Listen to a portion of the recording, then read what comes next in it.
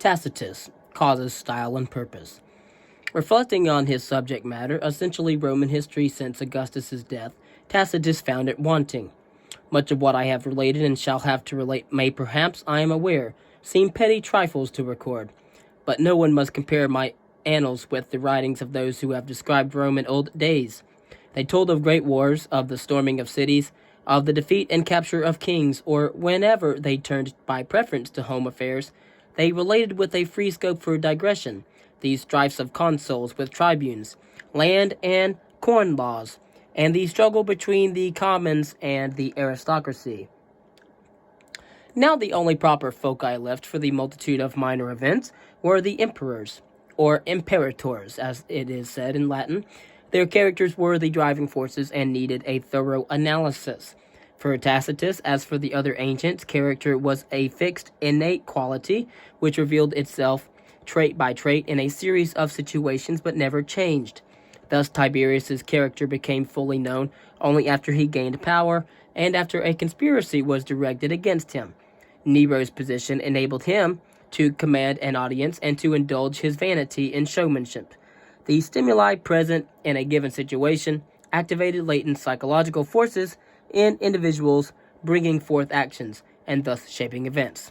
Of course, Tacitus was aware of this, and his firm ideas on psychology and politics stood in contrast to his lack of clarity on the agencies of control to which he referred intermittently: God, fortune, and fate. He formulated with no thought for our happiness but only for our punishment, and they warned humans of their anger or displeasure through omina and portents, which Tacitus listed in the yearly summaries of the annals. He doubted the validity of some of them, when he said, "There occurred too thick a succession of portents which meant nothing. A woman gave birth to a snake, and another was killed by a thunderbolt in her husband's embrace. Then the sun was suddenly darkened, and the 14 districts of the city were struck by lightning. All of this happened quite without any providential design, so much so that for many subsequent years Nero prolonged his reign and his crimes." Did such a partial doubt indicate Tacitus and his acceptance of other omina? We do not know, but his thoughts on fortune and fate are even less discernible. Tacitus and his traditionalism in politics was matched by one in style and approach. What he reported on he knew from his own experience and from the works of earlier historians, such as Aufidius Bassus, Pliny the Elder, and Cluvius Rufus. Like other ancient historians, he did not routinely frequent depositories of records, but he should be credited with obtaining a good deal of information and using it with critical sense, although much of the process of government and the center of power had moved into the opaque context of the court. He unabashedly wrote year after year accounts, even calling one of his works Annals. Year-end summaries listed embassies, election of officials, changes in sacred rituals, deaths of prominent people, natural catastrophes, illness, crimes, and trials. Only his genius and the overall theme of assessing the historical role of Imperial Rome made much of his work more than a calendar-type history. On occasion, like Sallust and Livy before him, Tacitus did bow to the dramatic Hellenistic historians and embellish his stories with details about the capture of cities, waging battles, and the miserable lot of the defeated. And of course, how could anyone forget that he used the stock in trade of classical historians, the speeches. In a dialogue on style, Tacitus put forth the startling insight that style was not an independent entity, but was subject to the overall changes in a culture. Therefore, there was a connection between the decline of the Roman state and the contemporary shallow, manneristic style. Yet Tacitus probably did not notice that he often used conditional sentences and indirect questions, while Sallust had still used even more frequently causal statements and those indicating order and time. Between Sallust and Tacitus, Romans seem to have lost much confidence in their ability to explain events. Did Tacitus write history in order to restore the old Roman Republic? Some have thought that the Agricola was meant to show an exemplary, virtuous Roman, and the Germania, the good German, with both works calling on Romans to return to the traditional virtues. Tacitus's message was more subtle. Agricola fulfilled his duty and stayed virtuous even under a terrible emperor. He did not conspire against Tiberius. He did not even refuse to serve. A decadent state was no excuse for lack of public dedication in a citizen. The Germania demonstrated the similarity in piety, sturdiness, and readiness to sacrifice between the contemporary Germans and the Romans of the early Republic. But the Germans had stayed vigorous, and now their strength threatened Rome. Tacitus shared in the inability of other Roman historians to say much on the prospects for the future, because he too did not pursue the decadence argument into the available cyclical theories. Writing history without acknowledging any overall pattern that shaped human events, and writing contemporary history without an opening to the future, Tacitus was led to assume the attitude of the Stoics, for whom he really had no sympathy. Romans must bear all adversity with determination and show an imperturbable devotion to duty. Two narrative historians. Non-Roman imperial historians did not share Tacitus's melancholy over the vanishing of the old Roman Republic. They looked at the Roman Empire and found it still capable of maintaining stability and peace. Flavius Josephus, an upper-class Jew visiting Rome, returned to Palestine to fight against Rome in the Jewish War, waged by Vespasian and Titus, but eventually returned to live in Rome. Fame had quickly came after he published his History of the Jewish War, which described the recent Jewish experience from Antiochus Epiphanes, ca. 170 BCE, through the Jewish War. Writing in Greek but standing in the Jewish tradition, Josephus praised the bravery, persistence, and skills of the Jews, while also lauded the restraint and leniency of the Romans. Quite a few Jews resented Josephus's impartiality, which they attributed to his excessive Romanization. The Jewish context was much clearer in Josephus's Jewish Antiquities, a quasi-universal history with the Jews at its center, and in which the meaning of history stood aloof from Rome's destiny. It reached back to the origins of the world. In the beginning, God created the heaven and the earth, he said. The earth had not come into sight, but was hidden in thick darkness. And a breath from above sped it when God commanded that there should be light. A history of such vast scope gave the Jews an excellent position in the ancient contest over collective status among Mediterranean people, for whom age supplied the criterion. Thus the Jews could easily escape the Greek mythological imperialism, because they were older than the Achaeans. Moses preceded Homer. But later on, some of the church fathers would also consider that aspect as important in their coping with Greek philosophy. They would also, of course, accept Josephus's affirmation that God guided all of history systematically and directly, and that the main lesson to be learned from this history by any who care to peruse it is that men who conform to the will of God and do not venture to transgress laws that have been excellently laid down prosper in all things beyond belief, and for the reward are offered by God felicity. Another Easterner of the 2nd century CE, Appian of Alexandria, produced a Roman history down to Emperor Trajan that reached back to Aeneas and then zigzagged from people to people as they, through wars and other events, came in contact with Rome. He admonished those who preferred the Macedonian Empire, saying that the Empire of Alexander was splendid in its magnitude, in its armies, in the success and rapidity of its conquests, and it wanted little of being boundless and unexampled. Yet in its shortness of duration, it was like a brilliant flash of lightning. Of course, Appian was equally impressed by the restraint which Romans showed in extending their empire. Possessing the best part of the earth and sea, they have, on the whole, aimed to preserve their empire by the exercise of prudence, rather than extend their sway indefinitely over poverty-stricken and profitless tribes of barbarians. The new strength of biography. Now that the Roman state, too, had assumed monarchical character and Roman citizens had become subjects, the biographical genre found the same favorable conditions in Rome that had prevailed in the Hellenistic East. Literary scholars found that biographies furnished the opportunity to demonstrate rhetorical skills. Philosophers used such works as collections of exempla for ethics, and readers simply indulged in the age-old curiosity about the lives of other people. Of course, in the Roman world of the 1st and 2nd centuries, such focusing of attention on individuals was even justified, since individuals did play an important and visible role in society and politics. One could well point to the overpowering status of the emperor as an important stimulus.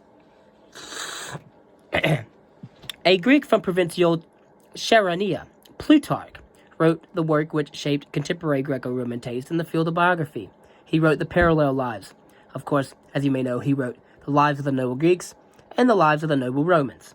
He always chose two life stories, a Greek and a Roman, that had some traits of experiences in common, put them side by side, and in most cases compared them. Plutarch's judgment did not necessarily favor Greeks, since for him greatness and failings had no ethnic identity. His only bias concerned his readers. He wrote only for those who reflected curiously on the issues of life. Even more than Nepos, Plutarch was aware of the difference between a work of a historian and that of a biographer.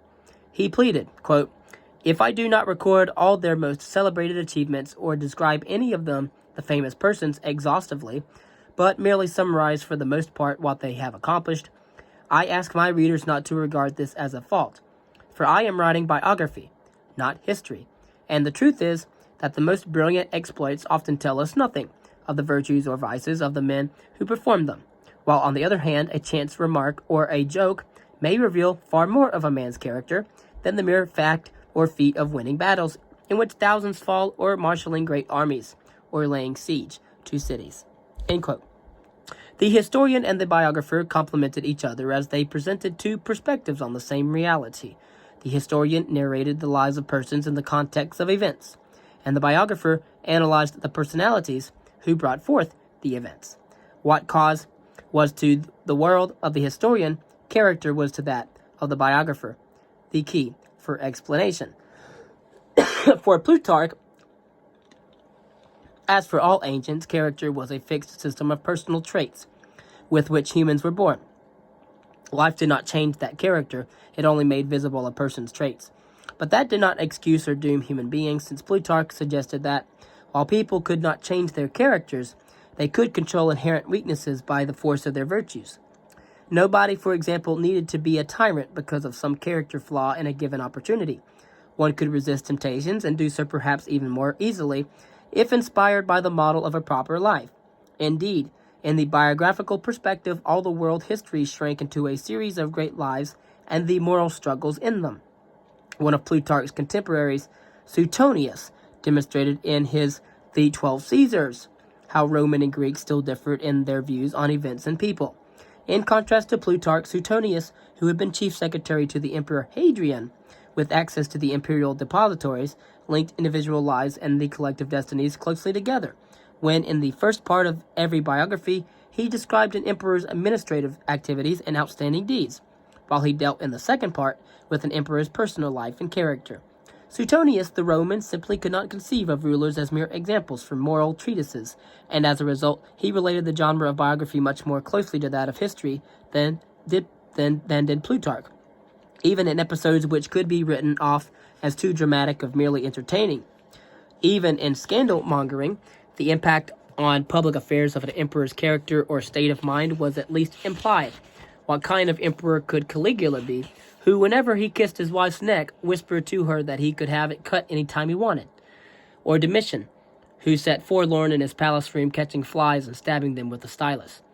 The biographer followed both Plutarch and Suetonius. Flavius Arrhenius, or Arrian, could match neither of the two men, nor did he choose them as his models. He preferred Xenophon as the model for his Anabasis of Alexander, in which he described the king who performed such wondrous deeds, whether in numbers or greatness.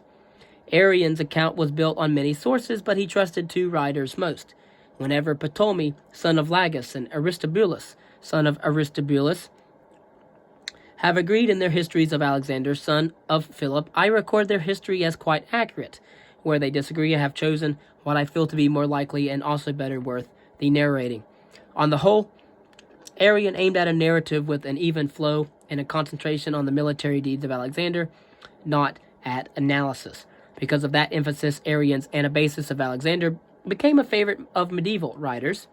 The hero, Alexander, who had been the desire to emulate Achilles, with whom he had a rivalry from boyhood, could be easily transformed into the knight-like figure of the medieval Alexander romances, a solitary work on methodology. Ancient historians, whose main methodological concern was simply accuracy of reporting, stated their limited views on historiography usually in prefaces or in their remarks intermixed with the text. After Cicero's comments on history, there were in the 2nd century CE only the remarks on history in the Attic Nights by Aulus Gellius and the work How to Write History by Lucianus of Samosata. The main problems for a historian, Lucian thought, were how to begin, how to arrange his material, the proper proportions for each part, what to leave out, what to develop, what is better to handle curiously, and how to put the facts into words and fit them together. All of this is not so different from modern historiography, except that Lucian did not proceed to the further question of how the historian knows about reality in the first place, since that question belonged not to the province of the rhetor, but to that of the philosopher. But Lucian, like other ancient historians, was keenly concerned with accuracy and truthfulness, unlike a lot of the Christian writers in the medieval ages who wrote for about 1,000 to 2,000 years about God and theophany and theogony, and that God was the center of the universe. It wasn't until the Renaissance, until we get to a better writing in historiography from the Renaissance and the Reformation onward. But, in any case, for thousands of years, certain views were held, and so we must interpret the history in light of those views. Lucian, like other ancient historians, was keenly concerned with accuracy and truthfulness, putting to shame those who have naively assumed that the mere association of history with rhetoric turned history into fiction. He exhorted historians who served rulers and other benefactors to realize that the dividing line and frontier between history and panegyric is not a narrow isthmus, but rather a mighty wall. Only a true history could be a useful one. Otherwise, history just became one of the many entertainments for the curious or the bored.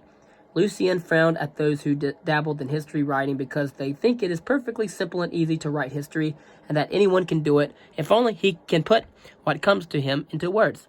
True historians were rare, since they had to possess both political understanding and the power of expression. The first quality required an innate gift, enhanced by insights from the life experience, and the second could be developed through training in composition and style. There one learned that good histories, although they might well have a touch of poetry, must not resemble highly reasoned sauces, and must stay aloof from the vulgar language of the marketplace. Chronology. Work in chronology languished since the dominant Romans had settled on their own ab urbe condita scheme for counting years and were not interested in anything else. In the East, chronology continued to rest on the achievements of Timaeus and Eratosthenes. In the 2nd century CE, Claudius Ptolemaios made the only substantial contribution to that field with his chronological tables, including the Canon Basilian, that presented lists of ancient Near Eastern kings, Macedonian kings, and Roman rulers, beginning with Augustus. The work never became popular, however, but in a revised edition it helped shape the chronological framework of Eusebius and other Christian chroniclers later on. Of course, historians in the shadow of greatness, the Pax Romana assured the Roman Empire of widespread support. With this satisfaction, even gratefulness, stimulated in the broad public no great pride or curiosity in the Roman past. Shortly after CE 200, the last comprehensive Roman history was written, and it provided an ironic twist. It, like the first Roman history by Fabius Pictor, was written in Greek. But Dio Cassius needed no longer to defend Rome in a hostile Greek world, because as Dio Cassius showed in his own life, even a Greek-speaking man from Bithynia could be staunchly loyal to Rome by then. However, Republican old Rome meant nothing to him, and he declared without hesitation that monarchies by their nature excelled all republics. Such an attitude also made it impossible for him to discern a decline of Rome.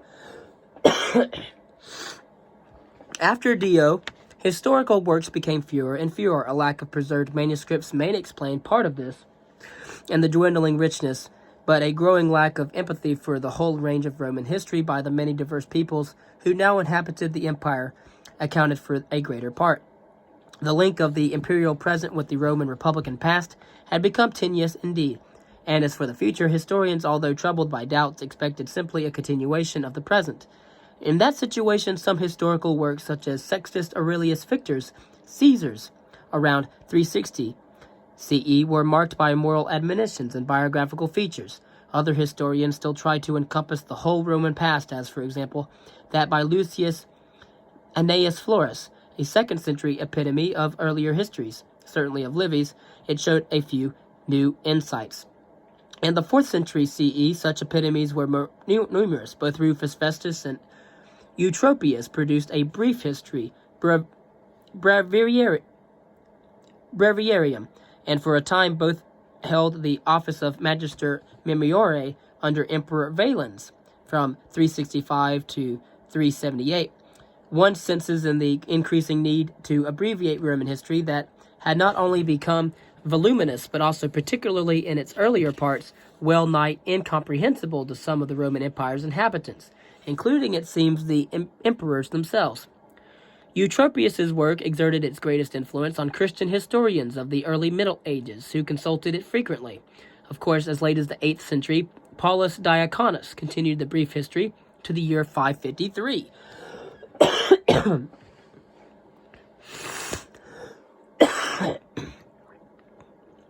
The most gifted of the 4th century historians stood apart from it all. Ammianus Marcellinus continued Tacitus's work to AD 378 with a rambling account of the Res Gestae, a title best rendered in this case as events. It was a respectable work, that by Ammianus Marcellinus. It was by a man from an affluent family who had traveled widely and who had experienced the hazards of war as an officer. He knew the theme of decadence well from Tacitus. Yet, as a 4th century Syrian from Antioch, he simply could not muster the comparable empathy for the lost senatorial republic, by then a faint memory for most people. For Ammianus, the late empire was not in the process of declining, but in that of maturing. In fact, declining into old age and often owing victory to its name alone, Rome has come to a quieter period of life, he said. He did not, however, pursue that quasi-organic analogy to its logical conclusion, the eventual death of the empire. Such a conclusion may have been unthinkable at the time, even for Ammianus. Or he may not even reach that conclusion because he, like so many ancient historians, did not ascribe the problems of states to structural changes but only to individual persons who failed. As for the historians, it behooved them as good subjects to support the key institutions of the state that constituted the elements of stability. Ammianus particularly castigated those who weakened the imperial office. Even Emperor Julian, Ammianus admired Julian for his military skills, asceticism, learning, and restoration of the Roman religion. Received sharp criticism for his harshness to opponents and for his tendency to impulsive actions unbecoming the imperial office. And Ammianus Marcellinus praised the Senate, a body with a much diminished role, while he reprimanded individual senators for debauchery, status-seeking, and a lack of proper education. If the imperial office and the Senate were to lose their prestige and power, the Roman state would be at the mercy of the masses, who have neither contributed to the instability of any state. Ammianus had absorbed thoroughly the lessons of the Roman historians he had read so assiduously. What mattered most in the world were the actions of leading individuals. The historian must aim, when recording the past, to influence the present, if not the future, by teaching moral, political, and military lessons. This was a difficult task, however, considering the limitations placed on the freedom of creative persons in the late empire at the time, when it was hard to avoid the dangers which are often connected with the truth. Ammianus Marcellinus concluded the long series of great Roman historians. He wrote when Christianity, except during Emperor Julian's rule, had become allied with the Roman state. In the early Christian world, chronicles of Sextus Julius Africanus and Eusebius were available and foretold an entirely different view or worldview of the human past. And then, of course, when the Roman Empire in its western half had barely a century of existence left. But Roman historiography left the future one other legacy, an enigma. The mysterious Historia Augusta was discovered in a medieval codex named Palatinus Latinus, 899. The Historia purports to have been written by 6 authors: Aelius Lampridius, Aelius Spartanius, Julius Capitolinus, Flavius Vopiscus, Trebellius Pollio, and Volcasius Gallicanus. Vir Clarissimus. They all have one feature in common. We know virtually nothing about them. The Historia Augusta itself also was never mentioned by any contemporary. The work itself is an actual collection of some 30 biographies of emperors and Caesars from Hadrian to Diocletian, CE 117 to CE 284. The structure is loose, with letters, speeches, decrees interspersed in the narrative. Unfortunately, however, only a few of these documents are anything else than outright fabrications. Were it not for the dire scarcity of sources for that period, the Historia Augusta would have been shelved except by those who like historical detective work.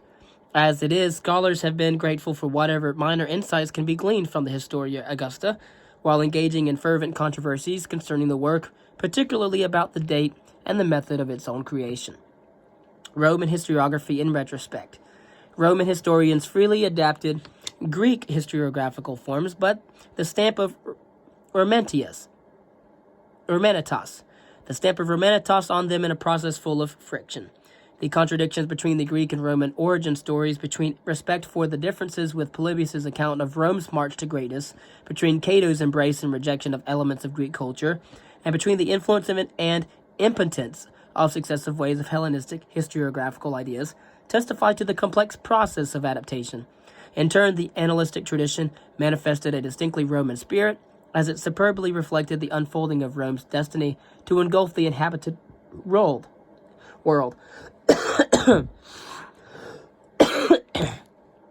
Of course, Christendom, or as Christians would later discover, the suitability of a year-by-year account for a teleological view of history. As for the Greek forms for narrating the past, they each received their own stamp of Romanitas. Biography never quite lost its link to the public life, avoiding the pure testimonial to individual virtues. Monographs always were more or less moral and political treatises. Summary histories, epitomes, as initiated by Theopompus's Herodotus summary, helped to master the long stretch of the Roman past, but also became briefings for public officials on a Roman past largely unknown to them, and chronology was left to be produced by Greeks because Romans found the ab urbe condita scheme best suited to their purposes. The Greeks triumphed completely in theoretical matters. Roman historians rarely bothered with such matters. The clear public purpose of history put definite and narrow limits on theoretical discussion, limits which were identical to those prevailing in Greek historiography. Lacking the intent to reconstruct the past in detail and affirming history's practical purpose, ancient historians found the ideals of accuracy of reporting and reliance on good authorities sufficient to maintain historiography's standing in rhetoric as the nonfiction category of narration. Of course, Diodorus was the only historian to put human history in cosmological context since the mythologists. And then, of course, when we get into Christian historiographical writings, for about pretty much from 500 CE to about 1500 CE, we have about 1,000 years of superstition and superstitious writings on the supernatural and an overarching worldview gleaming from the Hebrew scriptures onto the Christian canonical books of the New Testament. Before we get into that, though, we want to talk about the truth for Cicero and Lucian, which were the only Roman writers to make more than causal remarks on historiography, were simply needed to give power to persuasion. As for Delectatio and drama, they were condoned in some measure, while eloquence in the absence of deliberate partisan purpose were desired. The writers on Roman antiquities, which were Varro and Dionysius of Halicarnassus, could have provided a widening of the methodological repertoire, but their works were not considered history. The noble subject was never in doubt. For centuries, the Roman state gave a clear focus to Roman history. Greeks had enjoyed much clarity only briefly in the period of the polis, and then only for the restricted area of a small state. Yet Roman historians encountered their own problems in the reconciliation of the past, present, and future. Beginning with Augustus, they perceived an old and a new Rome, the one an ideal and the other a deviation into imperfection. But they refused to view Roman history cyclically, since they perceived Rome to be eternal, an impression fostered by the Roman Empire's staying power over time. External expansion continued even as the old Rome of virtue faded, endowing even new Rome with hope. Thus, the present was viewed negatively in comparison to the past, although Romans never saw a complete break between the old Roman Republic and the new Roman Empire, and the expected future was thought to resemble the present, or perhaps to be even more glorious. For Roman historians could never resolve these contradictions because they refused to subject Rome to a comparative analysis with other empires of its own time and age. Decay was a Roman, not a general societal phenomenon. It was a deterioration of the inner quality of Romans and hence a moral, not a institutional problem. There was no incentive to transcend the Roman world. A corresponding lack of interest in the past of other peoples, including the Greeks, stood in the way of breaking through to a universal history. Those non-Romans who tried to do so found that once Rome was missing as the unifier, they could only produce parallel histories of nations, cultural panoramas, or convenient table histories. The historical work of Posidonius, who apparently thought in terms of imperial cycles, has been lost to us. Christians, though, could make good use of the information and the table form because they knew a unity transcending regions. Not surprisingly, Roman historiography's vitality faded away with the Roman state. Vigor came to reside in Christian historiography with its new, much wider vision of human destiny and the ability to cope with subsequent conditions. German migrations and evasions, impoverishment, and the collapse of the support structure for the Pax Romana. In short, the vanishing of the true Roman world. In the midst of radical and seemingly endless change, Christians would have to formulate histories in order to preserve the continuity of past, present, and future, even if it meant substituting the truth, or what was believed to be the truth, with a fictitious fairy tale.